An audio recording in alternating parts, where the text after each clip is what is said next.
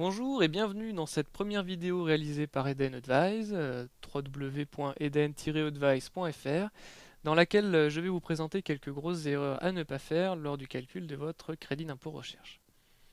Donc je vais vous présenter 4 erreurs graves à surtout éviter, car cela ne pardonnera pas en cas de contrôle fiscal, et vous ne voulez pas ça, donc vous avez tout intérêt à me suivre.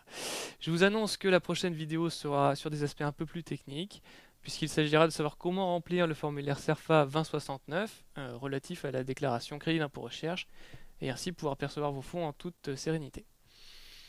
Donc nous allons commencer. Voici le tableau qui nous a été fourni par une entreprise, X, disons, qui souhaite s'assurer que sa valorisation est bonne. Donc nous avons les noms et les prénoms, la fonction que vous retrouvez dans la DADS, le salaire brut fiscal aussi présent dans la DADS, les informations de charges patronales fournies par le comptable, le salaire chargé, euh, calculé, les heures travaillées, donc les heures travaillées sont différentes des heures rémunérées, vous trouvez ça aussi dans la DADS et représente le nombre d'heures que l'employé passe dans l'entreprise, le nombre d'heures R&D, le nombre d'heures que l'employé a passé sur des activités de R&D, et le coût R&D, combien vous valorisez votre employé. Donc voilà, je ne vais pas vous détailler les formules de calcul, ce n'est pas l'objet de la vidéo.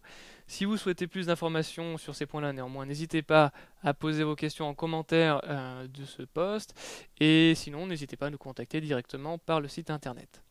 Donc, il y a 4 grosses erreurs sur cette valorisation. Alors c'est un peu le jeu des 4 erreurs, je vais vous laisser un peu de temps pour les trouver. Non ouais, je vais pas vous faire patienter, je vais vous aider quand même.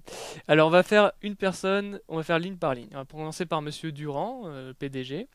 Donc il gagne 65 230 euros par an en salaire brut fiscal. Il a un taux de charge de 41%, donc on charge, on arrive à un salaire chargé de temps. Il a travaillé à temps plein sur toute l'année, pas de congé maladie, donc il est bien à 1607 heures. Et là on voit le nombre d'heures travaillées en R&D, 1607.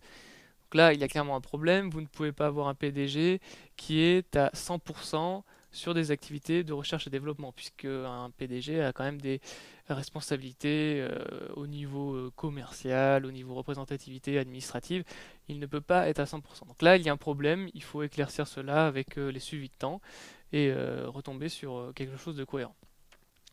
Ensuite, Monsieur Gomis, qui est ingénieur de recherche, lui, on va passer sur le salaire chargé qui m'a l'air correct. Les heures travaillées, 1125 heures travaillées dans l'entreprise dans l'année.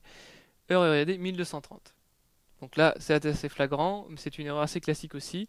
Vous voyez bien que vous avez plus d'heures travaillées en R&D que d'heures dans l'entreprise. Donc la personne est à plus de 100% en R&D. Donc là, c'est complètement dangereux et c'est complètement impossible. Il faut encore une fois se rapprocher des time tracking et vérifier qu'il n'y a pas eu d'erreur de ce côté-là. Ensuite, Monsieur Pierre Madard, qui est stagiaire UT. Alors, un stagiaire ne peut pas être valorisé au titre du crédit d'impôt recherche car il n'a pas de diplôme, donc c'est une condition qui exclut la valorisation. Donc directement, Monsieur Madard ne peut pas être valorisé au titre du crédit d'impôt recherche, même s'il a travaillé sur un projet qui lui est éligible.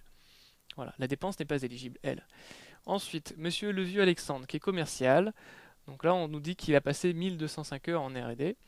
On s'est rapproché de l'entreprise en question et qui nous ont confirmé que Monsieur Levieux n'avait fait aucune activité en lien directement au niveau du développement du projet, mais il a travaillé uniquement sur la vente et sa commercialisation, ce qui fait que ces activités-là ne sont pas éligibles au titre du crédit d'impôt recherche. Donc, même remarque que Monsieur Madard, toutes ces dépenses-là doivent être enlevées de la valorisation. Voilà, c'est terminé pour cette première vidéo. J'espère que vous l'avez apprécié. Revenez nombreux pour la deuxième vidéo qui concernera donc le remplissage du formulaire CERFA 2069 pour la déclaration de votre crédit d'impôt recherche. Et à très bientôt.